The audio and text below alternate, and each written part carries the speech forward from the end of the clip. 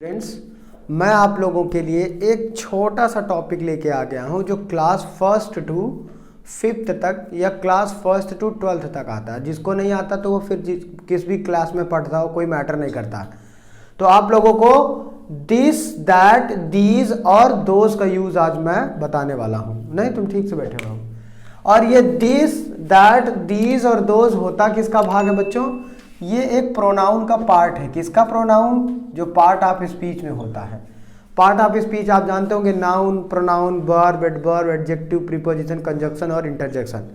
तो ऐसे ही प्रोनाउन के एग्जांपल होते हैं जैसे आई, वी, यू, दे। उसी में से दिस, दैट, दीज और दोज होता है। अब बात को आगे बढ़ाते हुए मैं आपको इन चारों के यूज बताऊंगा। जैसा कि आप बोर्ड में देख पा रहे होंगे कि सिंगुलर नंबर की चीज़ों के लिए, सिंगुलर मतलब होता है जब कोई एक वस्तु की चीज़ का उल्लेख होता है या एक वस्तु के चीज़ के बारे में बताया जाता है तो हम उसे सिंगुलर नंबर कहते हैं। तो सिंगुलर वस्तु को बताने के लिए दिस और दैट का इस्तेमाल किया जाता है। दिस माने यह होता है और दैट मीन्स वह होता है। ठीक है, दिस और दैट दोनों के साथ एक हेल्पिंग वर्ब लगती है जिसका नाम इज है। क्या है? इज। तो जो भी सेंटेंस हम बोलते हैं तो दिस इज, दैट इज, जैसे this is a chair, this is a marker, that is a chair, what ever that's one word वाले सेंटेंस है, यानी एक वस्तु के लिए हम दिस और दैट का इस्तेमाल करते हैं। दिस माने यह, दैट माने वह। इतना तो समझ में आ गया हो। वहीं अगली कड़ी में चलेंगे तो हमारा प्लूरल, यानी जब कभी कोई ज्यादा वस्तुओं के लिए इस्तेमाल करते हैं। क्या? जब कोई एक से ज्यादा वस्तुओं की जानकारी लेते हैं और वो कुछ पास में हो कुछ दूर हो तो उन्हीं के बारे में दीज और दोज का इस्तेमाल किया जाता है। अब देखिए, ये हमारे पास दो मार्कर हो गए, कभी चार हो सकते हैं। तो हम इनको ऐसे इशारा करके, इसको इशारा करके बोलेंगे। क्या बोलेंगे? कि दीज आर मार्कर्स। क्या बोलेंगे बेटा? These are markers. जैसे बहुत सारी पुस्तकें हैं तो बोलेंगे दीज आर बुक्स। बहुत सारी कॉपियां हैं तो दीज आर कॉपी। जब पास में कई सारी चीजें रहती हैं वही, तो हम उसे दीज आर कहते हैं। और वही सारी चीजें दूर चली जाएं, जैसे ये मार्कर दूर चला जाए और कई सारा हो, तो हम बोलेंगे दोज आर मार्कर्स, यानी वो मार्कर हैं, वो कप हैं, वो चिड़ियाँ हैं, वो लड़कियां हैं। जब दूर जाती है चीजें तो दोज आर, और जब पास में बहुत सारी वस्तुएं रहती हैं तो दीज आर। समझ पा रहे हैं आप लोग? एक चीज और समझा देंगे। ये प्रोनाउन तो होते हैं, प्रोनाउन 12 टाइप्स के होते हैं। कितने टाइप्स के बेटा? 12 टाइप्स। तो ये कौन से प्रोनाउन के अंतर्गत आता है? ये डेमोन्स्ट्रेटिव प्रोनाउन। कौन सा? Demonstrative pronoun. अब ये बताने का क्या तात्पर्य है बच्चों? बिल्कुल टेंशन मत लेना। इसका मतलब होता है इशारा करना। क्या? निर्देश करना। यानी आप, ये कमाल की चीज है कि ये आप अंग्रेजी मुंह से बोलोगे भी और इशारा करोगे तभी काम बनेगा। जैसे कोई यहाँ मार्कर है और हम इधर देख के बोल सकते हैं कि दिस इज ए मार्कर? नहीं बोल सकते ना। हम इधर देख के बोलेंगे दिस इज अ मार्कर, है ना। यानी हमें इशारा भी करना पड़ेगा उस वस्तु की तरफ और उसको देखना भी पड़ेगा और तब भी बोलना पड़ेगा। अब मान लीजिए ये मार्कर यहाँ दूर है तो अगर हम ऐसे बोलेंगे दैट इज अ मार्कर तो गड़बड़ा जाएगा। हमको इशारा करके बोलना पड़ेगा कि दैट इज अ मार्कर। कोई भी चीज दूर रहेगी, एक रहेगी तो उसकी तरफ इशारा करके that is a bat, that is a ball. और पास में कोई चीज है तब भी कहेंगे this is a ball, this is a marker. Do you understand? यानी इसी को बोलते हैं डेमोन्स्ट्रेटिव प्रोनाउन, यानी जिसको इशारा करके बोला जाए। अब देखो, उसमें भी देखो, जब पास में बहुत, ये किताबें हैं, ये बर्तन है, these are pots, these are books, है ना। तो इशारा भी कर रही है, नहीं कि हम ऊपर देख के बात कर रहे हैं these are books. Sentence match ही नहीं करेगा हमारे बॉडी से, है कि नहीं। देख, ऊपर रहे ससुरा, नीचे वस्तु है, तो हमको देख करके काम करना पड़ता है। क्या करके? देखना भी पड़ेगा और उसके बाद उसका इस्तेमाल करना पड़ेगा। ठीक है। जो देख रहे हैं बड़े बच्चे, अगर उनको मिलता है तो छोटे बच्चों को 1 से लेके 5th स्टैंडर्ड तक अगर ये मैसेज वीडियो पहुंचाएंगे इजिली इन 4 चीजों का इस्तेमाल सीख जाएंगे। ओके, आगे चलते हैं बच्चों। तो दीज और दिस पास के लिए और दैट और दोज दूर की वस्तु के लिए इस्तेमाल किया जाता है। समझ में आ रहा है? पर जैसे जैसे आप करते जाएंगे बन जाएगा। Here we are solving some equations या सम सेंटेंसेस। और जैसे जैसे मैं इनको करूंगा आपके अंदर का जो डर है, जो अभी डिलेमा है, वो डिल्यूजन धीरे धीरे सॉल्व होता चला जाएगा। आप लोग भी मैच कर लीजिए, ठीक है। पहला नंबर है बच्चों, वह एक छिपकली है कि नहीं? यानी कोई चीज है जो दूर है आपसे, और है कै ठो? एक ठो है। कितनी है? एक है। वह एक छिपकली, ऐसे इशारा करके बोलेंगे वह एक छिपकली है। तो वह काय मीन्स होता है, आप जानते हैं, बिल्कुल जानते हैं। काय मीन्स दैट, ठीक है बेटा। दैट के साथ हमने आपको बताया इज लगता है, जी बिल्कुल बताया आपने सर जी। तो हमने लगा दिया इज, क्या हो गया?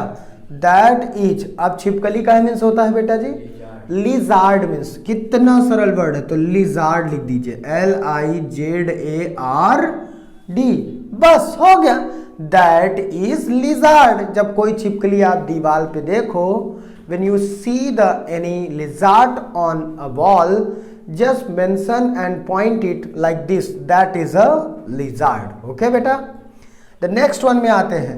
अब देखो गाड़ी बदल गई है, कह रहा है यह एक कुर्सी है। क्या? यह एक कुर्सी है कि नहीं? पास में है। कहाँ है? यह मतलब पास है में कोई चीज है, तो हम बोलेंगे दिस। क्या बोलेंगे बेटा? दिस। इज माने है, ए माने एक, चेयर माने कुर्सी, तो this is a chair. Okay.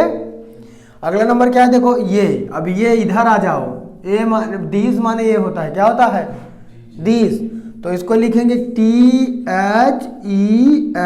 ये पुस्तकें, यानी पास ही में बहुत सारी किताबें रखी हुई हैं, तो दीज लिखेंगे। इसके साथ दीज और दोज के साथ हेल्पिंग वर्ब क्या लगती है बेटा? आर। क्या लगती है? क्यों लगती है? क्योंकि ये प्लूरल के अंतर्गत आते हैं, तो दीज आर।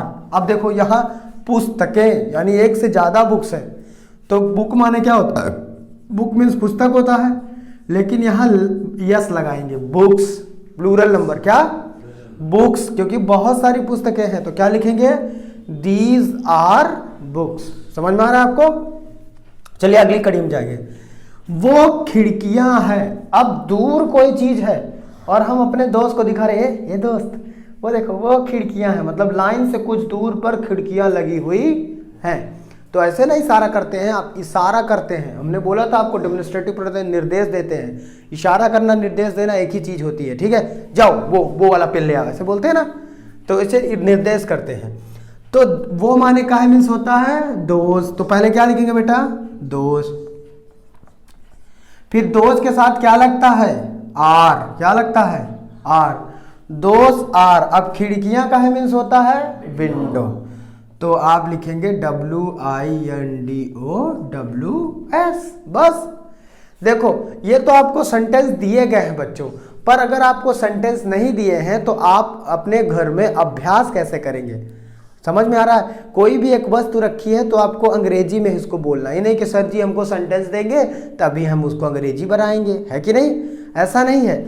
आपको कोई भी वस्तु दिख जाए तो आप उसको अंग्रेजी में बोल देंगे, ठीक है। जैसे दिस इज अ बोर्ड, ठीक है। अब हमने सेंटेंस तो नहीं दिया कि यह एक बोर्ड है, बोला, लेकिन अगर आप किसी वस्तु को रिकॉग्नाइज करोगे तो कैसे बोलोगे कि यह एक बोर्ड है? तो क्या बोलोगे? This is a board. समझ में आ रहा है? यही बोर्ड दूर हो जाए आपसे तो आप बोलेंगे, आपके लिए जो आप बैठे हैं सब नीचे, आपके लिए क्या है? ये दिस इज नहीं है, क्या होगा? That is a board. क्या? क्योंकि आपसे दूर है और एक है। Do you understand? It is not important to teachers given that a sentence, you will make it how to make it transform in the translation. आप ट्रांसलेट करो उसको, उसकी इंग्लिश बनाओ। दैट इज मैटर कि आप जो भी चीजें हैं, वस्तुएं हैं, धीरे धीरे बोलना शुरू करें, ठीक है, तभी आप सीख पाएंगे। ओके, आगे चलते हैं। यह एक मुर्गी है। फिर आ गई मुर्गी ना, तो दिस माने क्या होता है? यह हमने पढ़ा है, बिल्कुल पढ़ा है। दिस माने यह, इज लगता है दिस के साथ ना श्रेयांश, तो दिस इज अ, मुर्गी को क्या बोलते हैं? हैन। दिस इज हैन, ठीक। कॉक माने मुर्गा होता है, ठीक बेटा, और हैन माने मुर्गी। तो दिस इज, ए लगाए, ए हैन हो जाएगा क्योंकि एक मुर्गी है। ओके, अब अगले नंबर पर आ जाते हैं।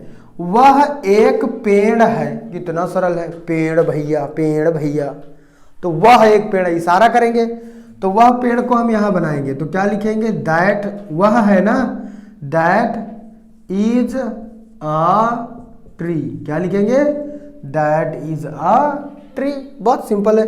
यह मेरी बकरी, यह थोड़ा सा डिफिकल्ट मैंने दिया, थोड़ा सा डिफिकल्ट, थोड़ा अलग है। यह मेरी बकरी है, तो क्या बोलेंगे इस प्रकार के सेंटेंस में, यह तो पास में है, बकरी है, बकरी मेरी होने की बताई जा रही है, तो लिखेंगे दिस गॉट, GOAT। अब यह और बकरी को साथ में, क्योंकि दोनों एक का रिलेशन है कि ये बकरी है, बकरी को भी बोला जा रहा है, यह भी बोला जा रहा है, तो दोनों को साथ में जोड़ेंगे।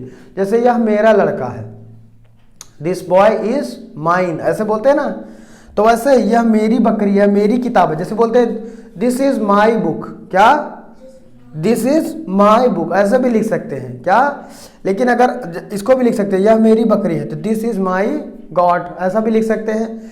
पर ऐसा भी लिख सकते हैं, दिस गॉट इज माइन, क्या लिख सकते हो बेटा, दिस गॉट इज माइन। आप जैसा लिखें, यह बकरी मेरी है, और इसको क्या लिखेंगे, दिस इज माई गॉट, क्या लिखेंगे बेटा, दिस इज माई, माई माने एक नया वर्ड आ गया मेरा, तो मेरा क्या मीन्स होता है, माई, GOAT, गॉट। आई होप कि आप समझ पा रहे हो। कभी कभी इसको ऐसा लिखा जाता था, यह बकरी मेरी है, तो लिखेंगे this goat is mine. Okay, आगे चलते हैं बच्चों। ये लिखा हुआ है वह भैंस मेरी है, क्या, वह भैंस मेरी है, तो इस सेंटेंस को कैसे बनाएंगे, वह भैंस मेरी है, तो दैट मीन्स क्या होता है, बोलो, दैट मीन्स वह, दैट, अब दैट के साथ क्या लगता है, इज, दैट इज, फिर मेरी का मीन्स होती है। अब देखो यहाँ पे अभी हम जो समझा रहे थे वही इस्तेमाल करेंगे। यहाँ बकरी दूर थी, यहाँ भैंस पास में है वह के, है ना, तो यहाँ पे दैट बफेलो पहले लिख देंगे, क्या लिखेंगे, दैट बफेलो इज माइन, क्या, इज माइन, यहां लिखेंगे इज माइन, यानी वह भैंसिया मेरी है, भैंसिया, ठीक है, वह भैंस मेरी है। ये तितलियां हैं, तो इसका क्या होगा बेटा, दीज माने क्या होता है, ये दीज के साथ क्या लगता है, आर, तो दीज आर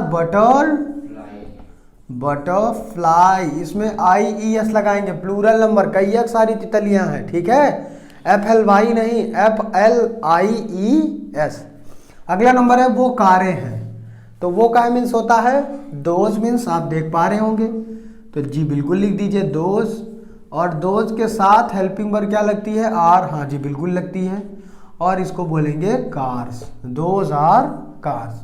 आई होप कि दिस, दैट, दीज और दोज जो प्रोनाउन डेमोन्स्ट्रेटिव के आपको समझ में आएगा। Thank you.